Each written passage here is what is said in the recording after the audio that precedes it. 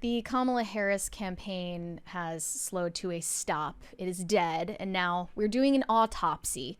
And we're finding out all of the price tags for celebrity endorsements. Some of these numbers were actually quite shocking. They blew through $1 billion, and a significant portion of that was just allocated to getting celebrities to not only endorse Kamala, post about her, but also perform at her rallies. So some of these numbers are confirmed by the FEC filings. Others are just rumored. But this says event production was a staple spending area of the Harris campaign, which notably hosted a star-studded lineup of musicians from Lady Gaga to Katy Perry for their Election Eve rally. The campaign paid more than $15 million, according to filings, to companies for such services. $1 million of that went to Oprah Winfrey's production company in October, and she was one of the top celebrity allies of her campaign. But there was also a rumored $10 million paid to Beyonce. I assume it's that high. That's because rumored. She used her song Freedom, I believe it's called, for her official campaign theme song.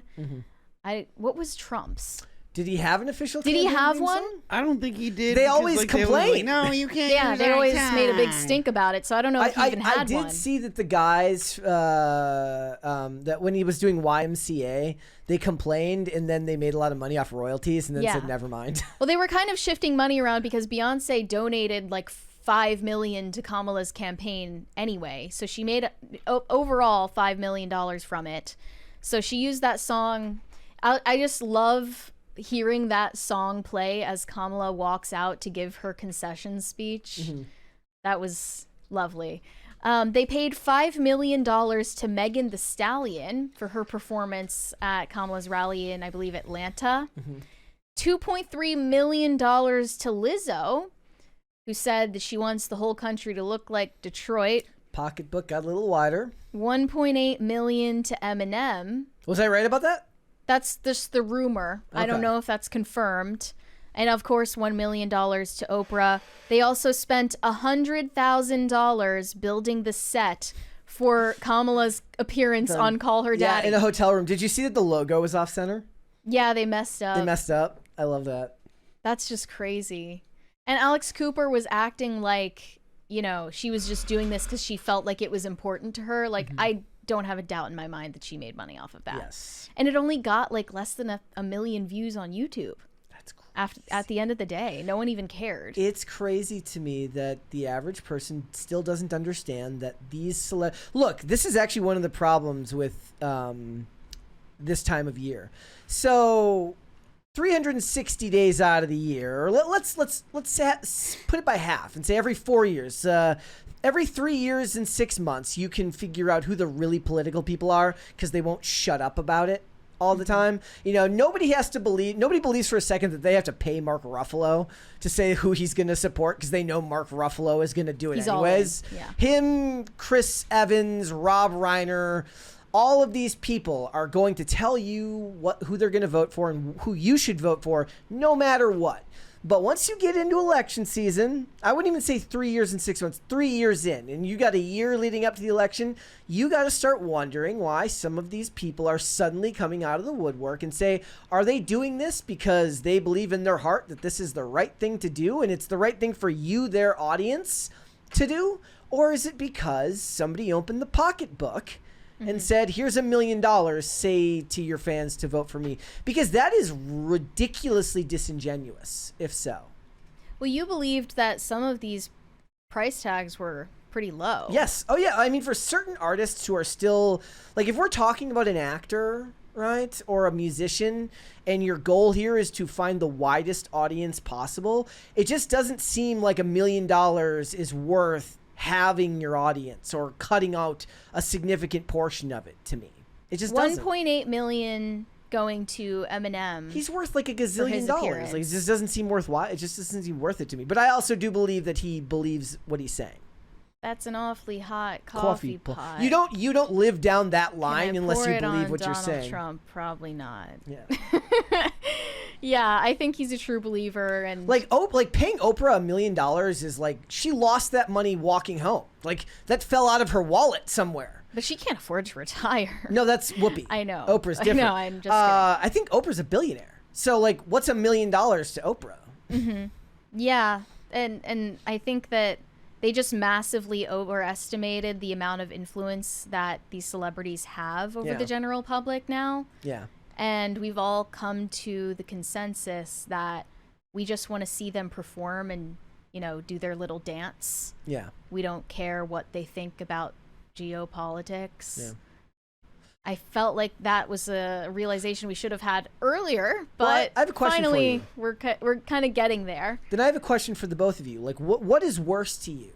The annoyingness of a Chris Evans or a Mark Ruffalo who won't shut up about it year round, but at least they're true to who they are, or the ones who just come out 6 months before the election and do it, and you don't know for sure whether they actually believe it or whether it was worth a paycheck. I actually believe I have a little bit more respect for Mark Ruffalo just doing it because he's weird and stupid and doesn't understand how normal people think, but it's what he actually believes. I have more respect for that than Lizzo coming out, waddling out there and saying, like, I want everywhere to be like Detroit.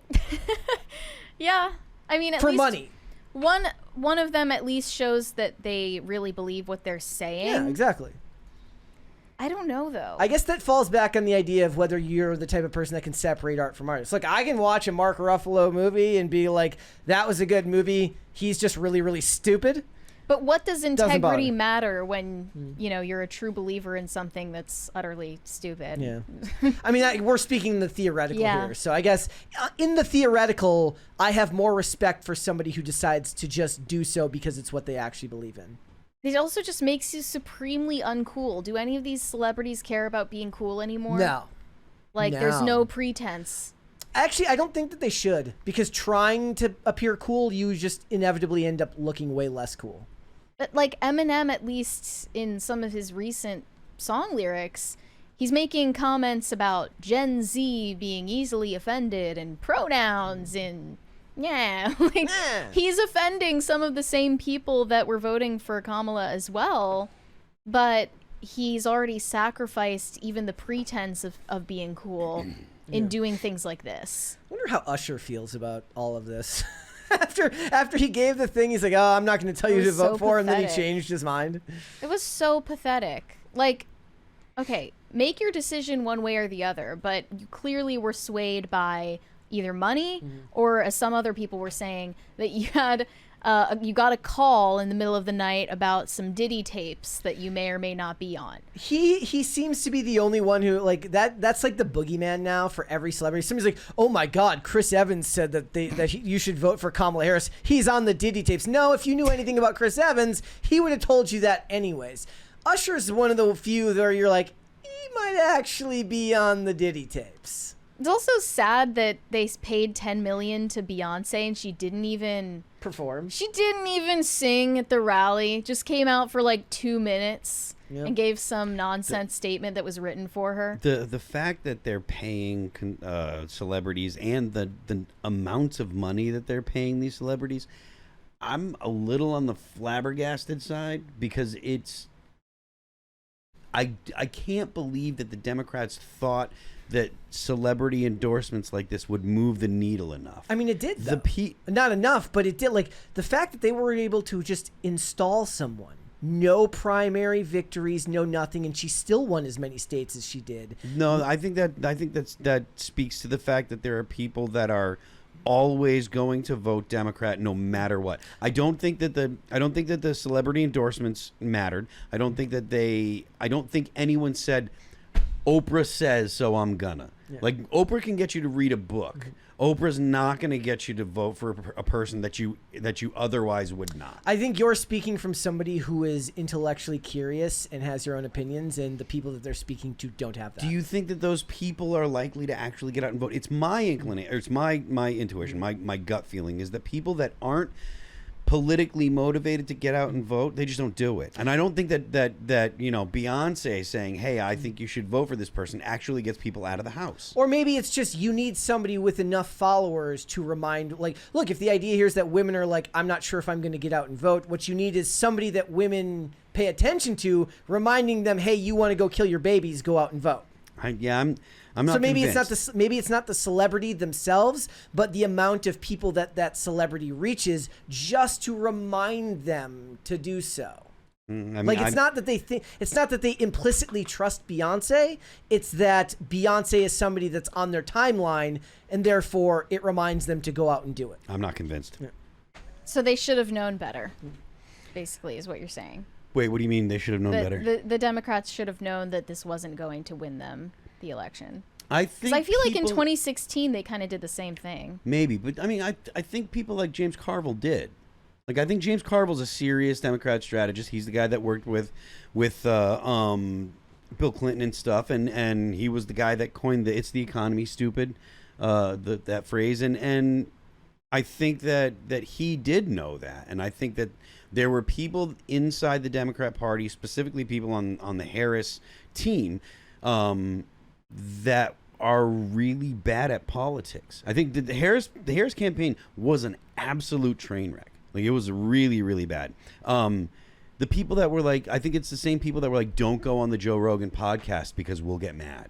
Mm-hmm. Like that was, if I understand correctly, that was the her thing. Staffers. Like, her staffers said, don't go on the Joe Rogan podcast. And now that actually does, like, it's a good thing that she didn't, and it's a good thing that she didn't get elected, because the last thing you want is a president that listens to their staffers, that they can't do something for fear of being, upsetting your staffers. You want a president that's going to say, I don't care what you say. This is what we're doing because I'm the president. And if you can't even do that about doing an interview, then you shouldn't be the executive. Yeah. So. Well, just to punctuate this segment, I would like to share Megyn Kelly's comments on all of these celebrities who became political sellouts over the past year, taking money to endorse Kamala and to speak at her rallies and perform at her rallies. But this is nothing new. They've been doing this since long before Obama even. Yeah, but I think that Megyn Kelly is saying what we're all thinking in this clip. Here we go. They loser. Oprah, huge loser. J-Lo, you matter. Loser. No one cares what you think. If you want to talk to me about what it is you're doing to your skin, I'm all in. Go on. You got my full attention. If you want to tell me who to vote for or what's happening with the economy or immigration, please sit down. No one cares. We would like to know what happened between you and Ben Affleck, what happened between you and P. Diddy, exactly what you're doing to your butt, and how you keep your skin so glowy. That will end the list of things we care about J-Lo's opinion on. Taylor Swift, sorry, you effed around and found out. You do not have unlimited influence. The young girls love you because you sing songs about men who break up with you, and they can all relate to that. No one gives two shits about your political opinion, so you should take it and stuff it. That could be your next song. Stuff it.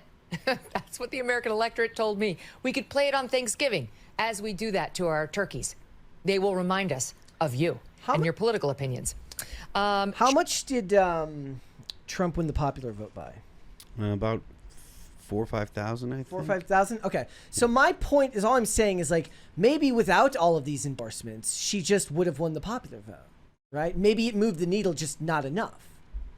I don't know, man. Like, maybe the fun thing to do would be, like, ban the celebrity endorsements from it and then just see what happens. Like I said last night, I do actually believe that it's a win for common sense to see that for Donald Trump to win the popular vote, win the Electoral College, proof that they have to spend $1 billion, that Democrats have to spend $1 billion and enlist the help of every major celebrity in America just to come even close to catching up to what common sense ideas mean, right? So if they don't use all of these celebrities, they just lose by more. They must have thought that they needed these celebrity endorsements because 4 million, right? As, 1,000 or million, Phil? Million. Yeah, million. Okay. As Alex Clark said, Trump was the pop culture candidate. I mean, he's been famous for decades upon decades and an icon. And he was idolized by all of these celebrities for the longest time before he became a politician. And he had the name recognition. He was a household name.